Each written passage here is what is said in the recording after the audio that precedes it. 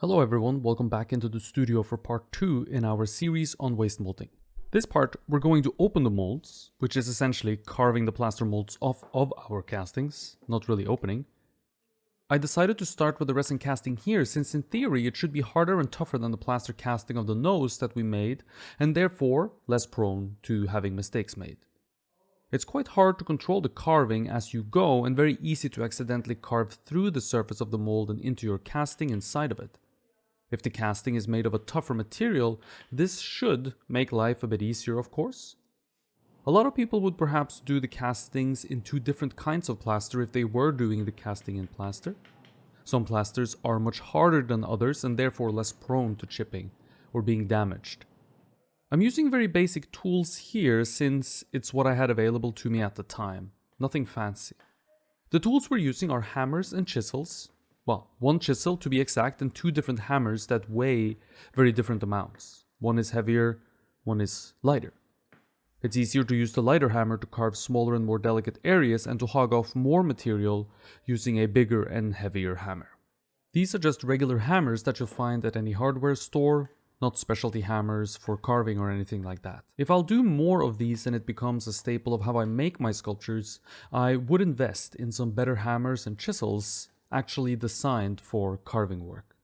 The chisel is a very simple and cheap broad wood chisel, which has been abused throughout the years to help me open molds, to the point where it's almost useless as a chisel, unless we do a lot of sharpening and sanding on it. Luckily, plaster is fairly soft, so carving even with a slightly dull chisel is not really a problem here.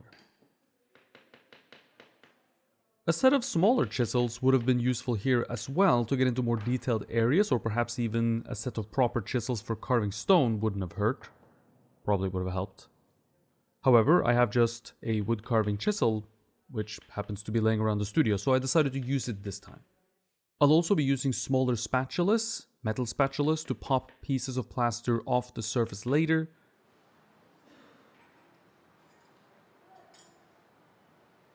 And also a knife to get into some really sharp corners where my chisel don't fit. First off, a waste mold is meant to be wasted, of course, and that's what the carving does. We're wasting the mold essentially by carving it into tiny broken pieces. This is a mold making technique that's very low budget since we use cheap material, but not low effort and certainly not low skill level either, I think.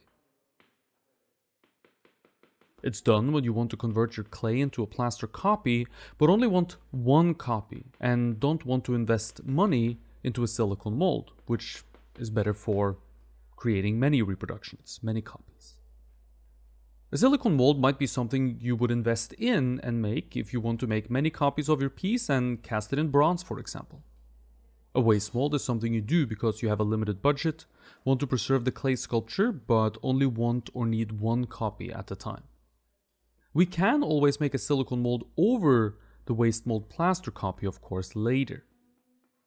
The carving of the mold itself is fairly straightforward in terms of the work that we'll be doing, but there are of course some tricks that can make it easier. Starting along the edges, for example, seem to really help as the edges run over some potential overlaps and hold the plaster mold in place. By getting rid of some of the sides, it should become easier to chip off larger chunks at the top of the pieces as they're no longer held in place by mechanical means, but only by suction and friction. When you flip the mold around, it's also the edge where you can see where the casting meets up with the mold. This gives you insight into where you're meant to carve so you don't carve too deeply or in the wrong place by accident. If you carved from the top down too much, it would be tougher to know where the edge of the sculpture is, and therefore accidentally carve into this sharp 90-degree edge is something that is a much greater risk of happening. Once that edge is exposed, however, you can use it as reference to carve out from, since you know more or less the depth to which you need to carve once that edge is exposed. The mold is made in layers, and therefore you'll be carving through layers of plasters as you go. The thinner the mold becomes, the less it will stick to the casting, it seemed to me at least. So carving carefully down throughout the layers and not trying to carve all the way down to the surface seemed to be a decent way to go. Less risky, of course, as there is less chance you'll carve straight into the piece as well. Exposing some parts of the casting itself was a helpful thing, however, as it meant that there was a way to gauge the depth. You don't need to carve down to the surface, as the plaster tends to pop off in bigger chunks once you get really close to the surface of the casting. The mechanical purchase also matters here, as the mold itself is not built to come off the casting. There are undercuts galore here, potentially because undercuts were not even much of a consideration when the mold was being made. Undercuts is something we must consider if we intend the mold to come off in one piece. If the mold is meant to be released off the casting itself, like we normally would like to have happen, of course.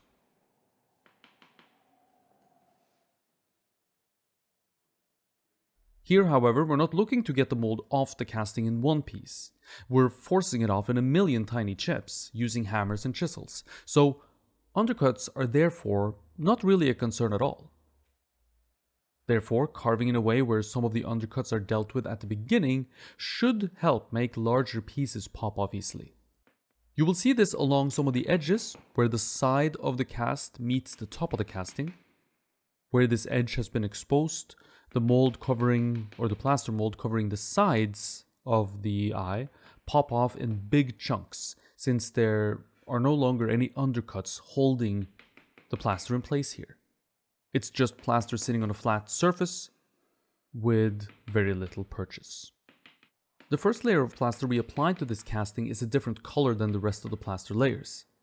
It was tinted with food coloring, but I have to say it's almost impossible to see this colored layer here, and therefore it turned out to not be as useful as I had hoped. This colored layer is meant to show me when I get down to the first layer of the plaster, and at that point I will know that I'm really close to the surface of the casting itself and I have to slow down. Of course, this means I probably want to stop carving in this region for now, since I'm about to carve into my casting, and I can move on to other areas. However, this colored layer of plaster just really didn't seem to show up in a way that I wanted it to. The color was really way too subtle and disappeared almost from view when working. I guess this could be because I didn't use enough food coloring, but I happen to know that you can also color plaster quite strongly if you use the right pigment, so perhaps I'm more inclined to say that the problem here is that food coloring simply, or the food coloring I was using simply wasn't strong enough for this purpose. So perhaps next time a powdered pigment, which most art supplies will have available, would have been a better and probably cheaper choice.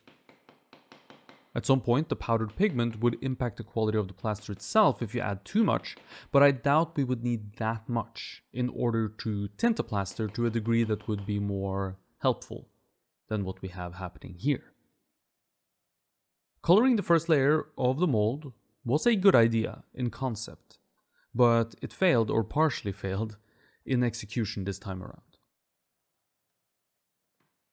Depending on what you're casting, you'll find that some areas are broad and easy to carve with little movement in the surface as far as depths go. Towards the center of the eye itself, we're going to have plenty of different depths, and therefore we're going to have a bit of a harder time carving in this area. The lids, for example, are high points where we don't need to carve too deeply, and right next to them are the creases between the eyelids and the eyeball, and these are some of the deepest recesses on the entire piece. Because these two are right next to each other, while carving, one is going to be very easy to ding and damage as we're trying to carve the other one. High points are more likely to be dinged, of course, as they're sticking up. Keep a mental image in your mind of the piece itself and its topography while carving, so that you can gauge how and where to carve, and when to go slower and when to be more careful. Starting out in broader areas will help release some of the plaster in harder to carve areas. Carving clear the high points first, exposing them, and then slowly working into the creases is also probably going to be a good strategy. You can even carve some of the creases just using your hands and smaller tools, and sometimes knives.